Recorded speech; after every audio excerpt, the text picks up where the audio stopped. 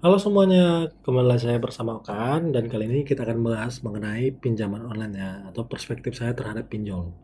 Langsung aja kita mulai. Kenapa pinjol bisa marak? Yang pertama, mungkin karena aksesnya yang super cepat. Karena ketika melakukan pinjaman online, kita nggak perlu memberikan agunan atau jaminan berupa KTP ataupun dokumen kita, namun hanya foto saja udah jadi pinjamannya.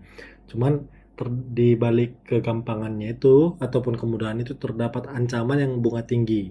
Bunga tinggi itu karena dia pinjol itu rata-rata kalau saya lihat itu menggunakan bunga harian dan tiap hari bunganya bertambah. Jadi sebagai contoh kita pinjam misalnya 100 juta dengan bunga 1% yaitu sejuta, maka di hari pertama kita akan terkena bunga 1 juta. Kemudian di hari kedua itu tadi kan kalau kita belum bayar kan, jadi total pinjaman bunga kita itu tuh 101 juta. Di hari kedua kita kena 1%-nya itu jadinya 1,1 juta. Jadi di hari kedua itu kita punya pinjaman 102,1 juta.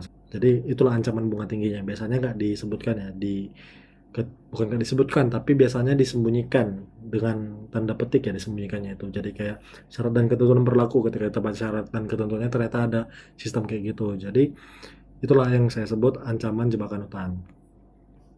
Terus di sini bisa kita lihat ya bareng-bareng ya mengapa orang itu terjebak pinjol ataupun alasan orang bisa kena pinjol.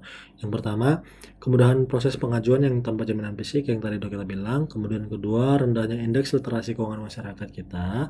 Yang ketiga, tuntutan gaya hidup konsumtif ataupun FOMO atau fear of missing out. Artinya takut ketinggalan. Misal teman kita udah punya iPhone terbaru, kita juga pengen. Terus kita beli langsung iPhone-nya meskipun kita nggak punya budget buat beli iPhone itu. Kemudian desakan ekonomi dan ketiadaan dana darurat. Jadi orang yang terkena pinjol itu mungkin orang yang nggak punya dana darurat atau selama dia bekerja itu nggak menyisihkan duitnya ataupun penghasilannya untuk dana darurat yang bisa diakses kapanpun ketika dibutuhkan. Sehingga ketika dia terkena musibah, yang namanya musibah kan nggak ada yang tahu dan nggak ada di kalender juga. Jadi tiba-tiba kan terkena musibah dan perlu dana darurat, mungkin dia melakukan pinjol dan karena itu dia jadi terjebak pinjol. Kemudian ketidakpahaman skema bungas, denda dan biaya admin yang udah saya ceritakan tadi di awal. Kemudian yang terakhir itu agresivitas pinjol ilegal dengan pencarian instan. Jadi dengan maraknya iklan pinjol juga membuat orang mungkin yang nggak tertarik dengan pinjol atau nggak memerlukan pinjol menjadi pengen nyoba pinjol.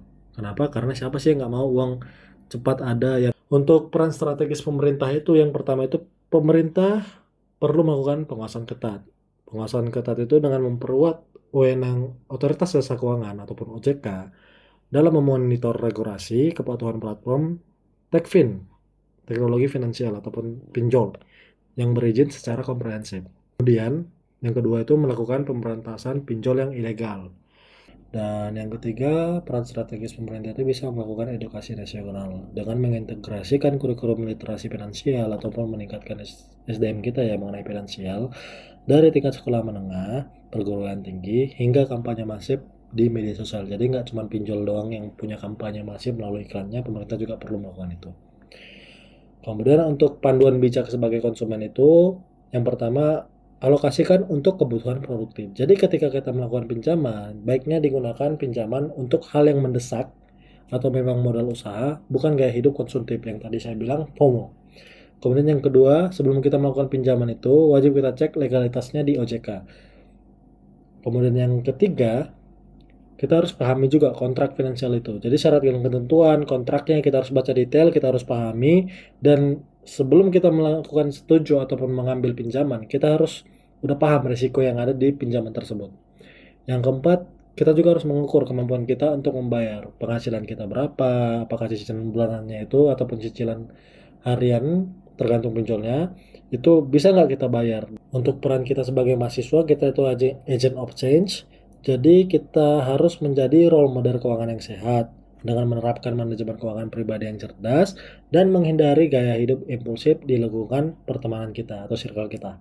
Kemudian kita juga bisa menjadi edukator digital terpercaya, misalnya yang saat ini saya lakukan, memanfaatkan media sosial untuk menyebarkan konten edukasi kreatif tentang risiko bunga pinjol dan cara identifikasi entitas ataupun pinjol ilegal. Jadi, untuk melawan maraknya pinjol ataupun menghindari kerugian pinjaman online tersebut atau resiko tersebut itu perlu kolaborasi dari faktor-faktor yang saya sebutkan tadi, itu pemerintah, industri teknologi finance, akademi dan mahasiswa, dan masyarakat. Dari pemerintah itu membuat regulasi ketat, mempertegas perlindungan data konsumen, menutup akses pinjol ilegal secara total. Kemudian dari industri teknologi finance ataupun pinjolnya sendiri itu menyelenggarakan bisnis yang transparan, sederhanakan penjelasan bunga, serta mematuhi etika penagihan yang humanis. Kemudian dari akademi ataupun mahasiswa itu menjadi inisiator sosialisasi keuangan, menyusun riset, dan merancang sistem pelaporan pinjol liar. Itu bisa dilakukan. Kemudian dari masyarakat sendiri itu meningkatkan mawas diri, bijak memilah kebutuhan, serta disiplin dalam mengelola komitmen utang piutang. Sebagai kesimpulannya, pinjaman online sejatinya merupakan inovasi finansial yang berpotensi mendorong inklusi keuangan secara inklusif dan efisien jika dikelola secara kredibel. Namun, penyalahgunaan namun penyalahgunaan dan maraknya praktik ilegal telah memicu dampak destruktif secara sosial. Penanggulangannya mutlak membutuhkan sinergi kokoh dari regulator, pelaku industri, sivitas akademia, dan masyarakat luas. Sekian presentasi dari saya. Terima kasih.